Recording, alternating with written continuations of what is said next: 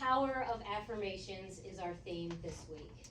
And the power of affirmation comes in its ability to reprogram the subconscious, to insert a new message that allows for a more positive outlook and outcome so that we can have the courage and become intrepid leaders of our lives. Because each one of us knows by now that the real key to success is to keep going when the going gets tough. I learned this for myself largely through athletics.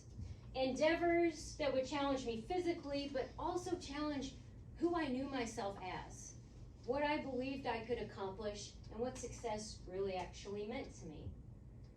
And one of my favorite athletic activities that I find to be a particularly powerful metaphor for life itself is trail running. And I know that Ed's got miles and miles more experience than me, but I'm going to share 3 life lessons that I've learned on and from the trail. They are affirmations of sorts, but something to hold on to help you keep going when the going gets tough. Number 1, commit to the next step. In running, commitment creates flow. It'll carry you forward. It's going to decrease the amount of time and energy you spend second guessing. So that's going to decrease the amount of time and external motivation and willpower that it's going to take to succeed. You're going to end up with an overall net gain of energy so you can go farther with less effort. Yet to commit to the next step immediately begs the question, what are you committed to? Because if you're only committed to being right or to convince somebody to agree with you, you don't have what it takes to sustain the flow.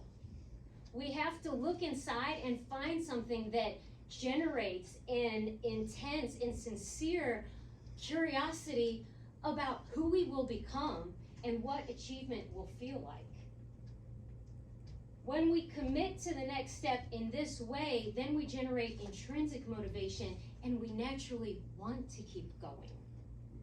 We automatically look up and we look out, so our perspective is broader, and we are more willing to be flexible.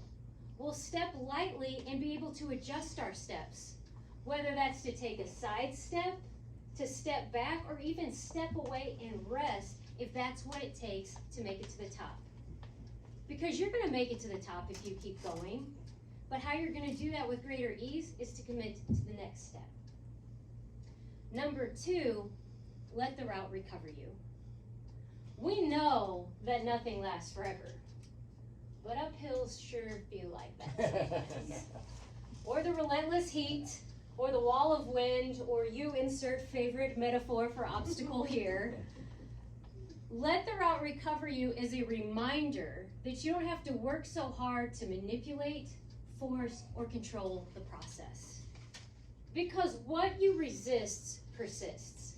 It's actually our resistance to what is that makes us get in our heads about how things should be. And then we start looking at the obstacle instead of the course and the outcome. Now, it's not that you have to like every step, but you can surrender to it instead of fight against it. Because the trail will relent. You're inevitably going to get to a summit or a plateau. There's going to be shade, or you'll just end up indoors with a cool drink at the end. Maybe against the wind will come into your head so you can, put one foot in front of the other on a windy day.